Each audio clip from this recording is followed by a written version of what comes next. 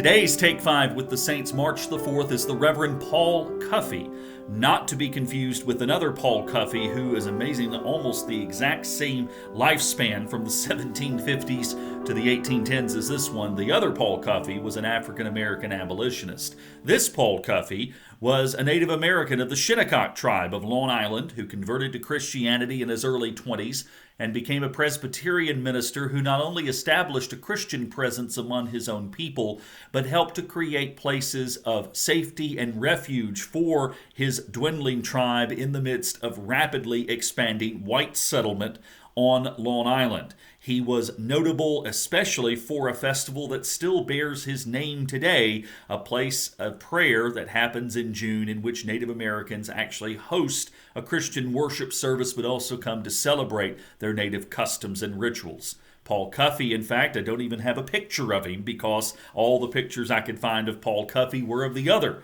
Paul Cuffee. The picture we have is of his gravesite on Long Island, but make no mistake, this Paul Cuffee's influence continues to be strong among the Native Americans of Long Island, and his work continues to be something that inspires work among Native Americans to this day as far as how to plant the gospel and respect the customs of natives in our work in ministry with them today. Our lesson that goes with his feast day comes out of Colossians chapter 3, verses 12 through 17. As God's chosen ones, holy and beloved, clothe yourselves with compassion, kindness, humility, meekness, and patience. Bear with one another, and if anyone has a complaint against another, forgive each other. Just as the Lord has forgiven you, so you also must forgive. Above all, clothe yourselves with love, which binds everything together in perfect harmony. And let the peace of Christ rule in your hearts, to which indeed you were called in the one body. And be thankful. Let the word of Christ dwell in you richly. Teach and admonish one another in all wisdom, and with gratitude in your hearts sing psalms, hymns, and spiritual songs to God. And whatever you do, in word or deed, do everything in the name of the Lord Jesus, giving thanks to God the Father through him. Paul Cuffee was born in 1757, as I said, in his early 20s, was converted to Christianity, became a Presbyterian minister, and was sent to do work among the communities around what are now the present-day areas of Mastic Beach, Hampton Bays, and Montauk on Long Island. He became quickly known among his native brethren as Priest Paul, and his number one goal was not to bring the gospel, but to maintain the survival of these tribes in the late 18th century. As you can imagine, this burgeoning and now brand new nation of the United States still in the midst or at the very end of fighting the American Revolution and then afterwards trying to figure out what it means to be a free nation. In the meantime, was expanding like wildfire. And settlements of whites on Long Island were becoming more plentiful seemingly by the day. So he created spaces, literal spaces, like actual campground areas, as well as facilitated dialogues with European natives to be able to help his tribes to be able to be respected and known for what they were doing and not to be treated as quote-unquote hostile savages.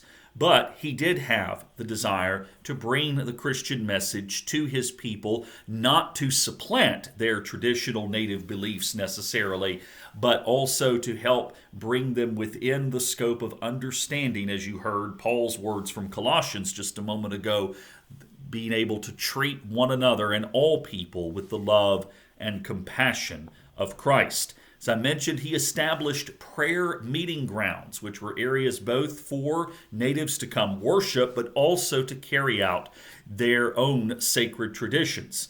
And there is still, to this day, on Long Island, what is called the June meeting for the Shinnecock tribe, which includes, as part of the Native American celebration, a Christian worship service.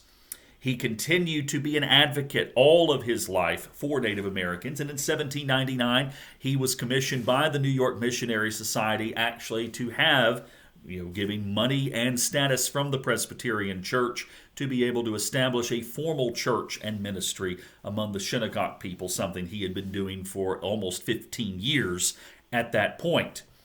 He died at the age of 55 in the year 1812, but his legacy continues to live on among the people. Of course, the Shinnecock are, as far as a separate tribal entity, are unfortunately long gone. Most of their descendants have likely married into, at some point over the years, into European families, and so there's definitely some very few, if any, pure-blooded Shinnecocks left. However, those who claim Shinnecock ancestry still celebrate and remember the legacy that Paul Cuffee, one of their own, who also sought to help bring them into peaceful relations with their rapidly increasing neighbors around them and help to bring them the good news of Christ while not destructing their own traditions.